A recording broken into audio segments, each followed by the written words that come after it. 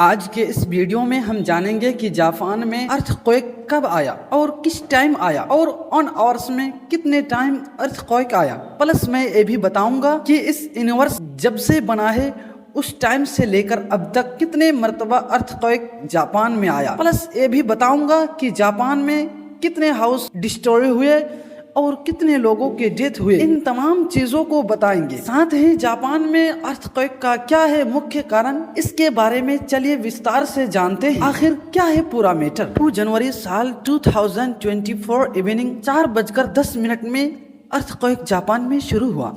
ये earthquake हाकोई, Ishikawa और prefecture इन जगहों में अर्थक्वेक हुआ। एजेंसी के अनुसार इस एरिया में 1 दर्जन से अधिक तेज भूकंपों का पता चला है, जिससे लैंडस्लाइड होने और घरों के ढलने का खतरा है। इशिकावा प्रोविंस के एक सुविधा स्टोर के कर्मचारी ताकाशी वाकाबायाशी ने कहा कि कुछ सामान अलमारियों से गिर गए थे, लेकिन सबसे बड़ी समस्या लोगों की भारी भीड़ थी, जो बोतल बंद पानी, चावल के गोले और ब्रेड का स्टॉक करने के लिए आए थे। उन्होंने कहा कि हमारे पास समस्या से 3 गुना अधिक ग्राहक हैं।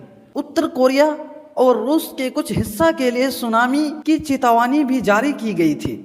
प्रधानमंत्री फुमियो किशिदा ने कहा, जापानी सरकार ने भूकंप और सुनामी जानकारी इकट्ठा करने और इंश्योर सेफ्टी करने के लिए इसे रेसिडेंट्स तक तेजी से पहुंचाने के लिए एक स्पेशल इमरजेंसी सेंटर एस्टेब्लिश किया है। साथ ही खबर मिली है कि अब अमेरिका करेगी जापान का हेल्प। अमेरिकी राष्ट्रपति जो बाइडेन ने एक बयान में कहा कि उनका एडमिनिस्ट्रेशन जापानी ऑफिशियल्स के संपर्क में है और जापानी लोगों के लिए कोई भी आवश्यक सहायता प्रदान करने के लिए तैयार है। मार्च 2011 में एक बड़े भूकंप और सुनामी के कारण जापान के न्यूक्लियर प्लांट में खराबी आने के बाद से सोमवार की इंटेंसिटी वाली सुनामी की अलर्ट जारी नहीं की गई थी।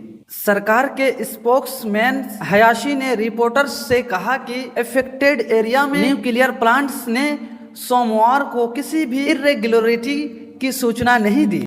परमाणु नियामकों ने कहा कि क्षेत्र में निगरानी चेक पॉइंट्स पर रेडिएशन के लेवल में कोई ग्रोथ नहीं पाई गई।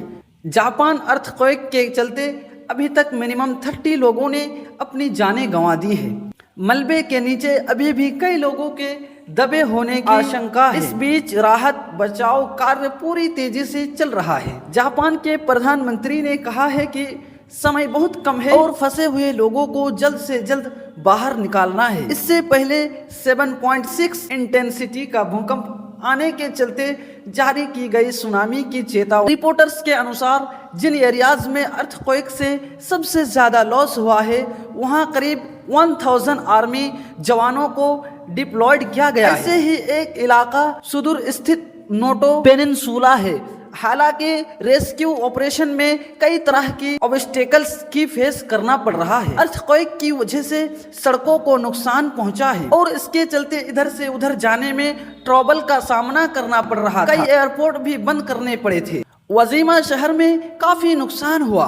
वहां के फायर रिपोर्टर्स के मुताबिक 100 से भी अधिक घर और इमारतें पूरी तरह से डिमोलिश हो गई। आपके माइंड में एक क्वेश्चन आया होगा कि जापान में अब तक कितने मर्तबा अर्थक्वेक हुआ। जापान में टोटल अर्थक्वेक देखकर आपका माइंड ब्लोइंग हो जाएगा। आप स्क्रीन पर देखिए, सबसे पहले 684 में 2 मर्तबा अर्थक्वेक हुआ, उसके बाद फिर 700 में 2 मर्तबा, फिर उसके बाद 800 में 2 मर्तबा। इसी तरह कई साल तक 2-2 मर्तबा अर्थक्वेक होता है। यहाँ तक कि जब 1700 और 1800 आया तो एक साल में 10-10 बार अर्थक्वेक आया। अगर आप पूरा देखना चाहते हैं कि 600 से लेकर 2024 तक कितने मर्तबा जापान में अर्थक्वेक हुआ, तो आप वीडियो को पॉज करके आप एक एक करके पूरा पढ़ लीजिए। आपको अच्छी तरीके से नजर आ जाएगा कि जापान में टोटल अर्थक्वेक कितने मर्तबा हुआ। आपके स्क्रीन पर यह मौजूद है। रिपोर्टर्स के मुताबिक अर्थक्वेक की वजह से जापान में 24 आवर्स में 55 झटके, जिसकी वजह से 32,500 घरों के इलेक्ट्रॉनिक कट गई है। जिसकी वजह से बेचारे लोग अंधेरे में सब कुछ से बेबस। उसे अंधेरे की वजह से बेचारे लोग ना घर से कहीं दूर भाग पाए, ना कोई और दूसरा उपाय निकाल पाए, जिसके कारण वह तमाम लोग अंधेरे में 3400,000 घर समेत डूब गए। जापान के इस अर्थक्वेक की वजह से बहुत सारे सड़कें तबाह हो गए और इसी रीजन से लोग इधर उधर भाग नहीं पाए और बहुत से लोग जख्मी हो गए। कुछ एयरपोर्ट्स बंद हो गए, ऊंची ऊंची बिल्डिंग्स तबाह हो गई और बहुत सारे गाड़ियां भी तबाह हो गई। दोस्तों, अगर आपको ये वीडियो पसंद आया हो तो इस वीडियो को लाइक करके चैनल को सब्सक्राइब जरूर करें। Thanks for watching.